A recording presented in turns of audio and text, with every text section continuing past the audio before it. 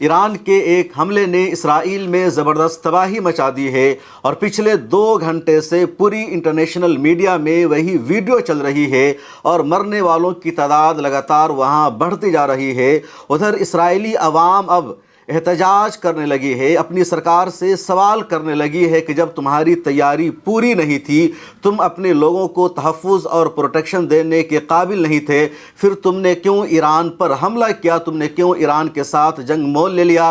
और ईरान का जवाबी हमला इसराइल पर बढ़ने लगा है। इसराइल का एक छोटा सा शहर है जिसको बैत शम्स कहा जाता है और बैत शम्स में अभी 2 घंटा पहले ईरान ने बैलिस्टिक मिसाइल से हमला किया। बैलिस्टिक मिसाइल के हमलों को रोकने में इसराइल का एयर डिफेंस सिस्टम नाकाम रहा। पूरी बिल्डिंग पर जाकर के वो मिसाइल गिरता है और पूरा जो वो इलाका है वो ज़मीं दोज़ हो जाता है, मलबा में तब्दील हो जाता है। आप वहाँ की इन वीडियोस को देख सकते हैं, तस्वीरों को देख सकते हैं। टाइम्स ऑफ इसराइल ने इन तस्वीरों को शाया किया है। सोशल मीडिया पर इसराइल से ये वीडियो सामने आई है जिसमें देखा जा रहा है कि पूरा इलाका मलबा में तब्दील हो चुका है और वहाँ मरने वालों की तादाद बढ़ती जा रही है। अब तक 9 लोगों की हलाकत हो चुकी है, 27 से ज़्यादा ज़ख्मी बताए जा रहे हैं और ये तादाद बढ़ती जा रही है। मुमकिन है 2 घंटे के बाद जब ये वीडियो अपलोड होगी उस वक्त मरने वालों की तादाद 20 से ज़्यादा हो चुकी हो, 50 हो चुकी हो, क्योंकि शुरू में यहाँ मीडिया में खबरें आ रही थी 2 की मौत हुई, फिर 4 की मौत हुई, फिर 9 की मौत इस वक्त बताई जा रही है। इसके अलावा सुबह में भी खबरें सामने आई थी कि ईरान के हमले में इजराइल में 5 शहरियों की मौत हो चुकी है और अलग इलाकों में मरने वालों की तादाद बढ़ती जा रही है। पूरे इसराइल में सायरन बज रहा है, डर और खौफ का माहौल पूरे इसराइल में जारी है। इधर जब बैत शम्स में इतना बड़ा धमाका हो गया, नुकसान हो गया इजराइल का, तो इजरायली अवाम ने अपनी सरकार पर तनकीद करना शुरू कर दिया है, सवाल पूछना शुरू कर दिया है।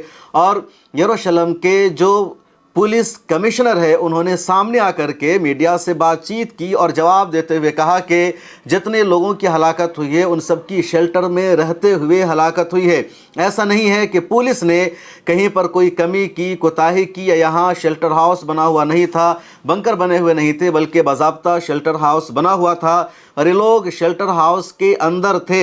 उसके बावजूद ईरान के मिसाइलों ने इस पूरे शेल्टर हाउस को, पूरी बिल्डिंग को निशाना बनाया और इन सब की उसमें मौत हो गई है। और इजराइल के पुलिस कमिश्नर का ये इतराफ़ बता रहा है कि इजराइल का जो शेल्टर हाउस बना हुआ है, उनकी जो अंडरग्राउंड पनाहगाहें बनी हुई है, उनके जो बख्तर बने हुए हैं, वो बंकर भी अब इसराइलियों को बचाने में काम नहीं आ सकते हैं। वहाँ भी इसराइली महफूज नहीं है और ईरान पूरी शिद्दत के साथ हमला करता जा रहा है। इधर मुत्तहिदा अरब इमारात, बहरीन, कुवैत, सऊदी अरब, इराक़ और उर्दन की मिनिस्ट्री ने भी अपने यहाँ की तफसीलात जारी कर दी है कि अब तक इस हमले में उनका कितना नुकसान हुआ है, कितने लोगों की इन देशों में मौत हुई है, कितने ज़ख्मी हुए हैं। इधर ईरान में भी क़यादत कौंसिल की तश्कील अमल में आ गई है। जो क़यादत कौंसिल सुप्रीम लीडर के फ़राइज़ को अंजाम देगी, 3 अफराद पर मुश्तमिल यह कौंसिल तश्कील दी गई है। किन 3 लोगों का नाम शामिल है आगे इस वीडियो में बातचीत होगी। इसके अलावा ये भी बताएंगे कि दुनिया के किन देशों ने अब तक अमेरिका के हमले की, इसराइल के हमले की मजम्मत की है। लेकिन उससे पहले ये छोटी सी वीडियो देख लीजिए।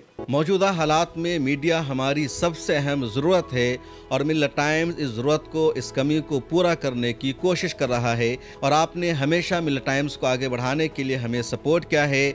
आपसे गुजारिश है इस साल भी माह मुबारक में हमें सपोर्ट कीजिए। अगर आप में से कुछ लोगों ने भी सालाना सिर्फ 1000 रुपये मिल्लत टाइम्स को इस रमज़ान में मेंबरशिप की फ़ीस के तौर पर दे दिया तो मिल्लत टाइम्स का निज़ाम आसानी से चलता रहेगा। आपने देखा हमारी इस गुजारिश को, इस पर ज़रूर अमल कीजिए। और आइए अब आपको मैं बताता हूँ क्या है पूरा मामला। ईरान का इसराइल के मुख्तलिफ इलाक़ों पर हमला जारी है और इसराइल में तबाही और बर्बादी बढ़ती जा रही है। इधर ईरान की आर्मी ने यह दावा किया है कि उसने अमेरिका के एयरक्राफ्ट कैरियर अब्राहम लिंकन पर हमला किया है, उसको निशाना बनाया है। और अमेरिका के सबसे ताकतवर जंगी जहाज़ अब्राहम लिंकन पर हमला होना अमेरिका के लिए शर्म की बात है, ज़िल्लत की بات ہے اور اس خبر کو امریکی میڈیا نے بھی شائع کیا ہے کیونکہ حملے کے آثار دیکھے گئے ہیں، اور اگر پوری طاقت کے ساتھ ایران نے اسی طرح کا حملہ کر دیا تو امریکہ کا یہ جو جنگی جہاز ہے ابراہم لنکن ڈوب بھی سکتا ہے، سمندر کی گہرائیوں میں جا سکتا ہے۔ متحدہ عرب امارات پر بھی ایران نے لگاتار حملہ کیا ہے، جہاں جہاں متحدہ عرب امارات میں امریکہ کا فوجی اڈہ ہے ایران نے اس کو نشانہ بنایا ہے، اور یو اے ای کی ہیلتھ منسٹری نے ایک اسٹیٹمنٹ جاری کر کے کہا کہ ایران سے آنے والے ڈرونز اور میزائل کی وجہ سے اب تک یو اے ای میں 58 یعنی 58 افراد زخمی ہو چکے ہیں اور 3 کی موت ہو چکی ہے۔ اس کے علاوہ یو اے ای کی ڈیفنس منسٹری نے یہ بتایا کہ ایران نے اب تک یو اے ای کی طرف 165 میزائلوں کو بھیجا ہے، اور ان میں سے 152 میزائلوں کو روکنے میں یو اے ای کا ایئر ڈیفنس سسٹم ناکام رہا، بقیہ میزائلوں کو یو اے ای کا ایئر ڈیفنس سسٹم نہیں روک سکا۔ اسی طرح ایران کی طرف سے یو اے ای میں اب تک 541 ڈرون آ چکے ہیں، اور ان میں سے 506 ڈرون کو روکنے میں، مار گرانے میں یو اے ای کا ایئر ڈیفنس سسٹم کامیاب رہا، بقیہ کو وہ روک نہیں پایا۔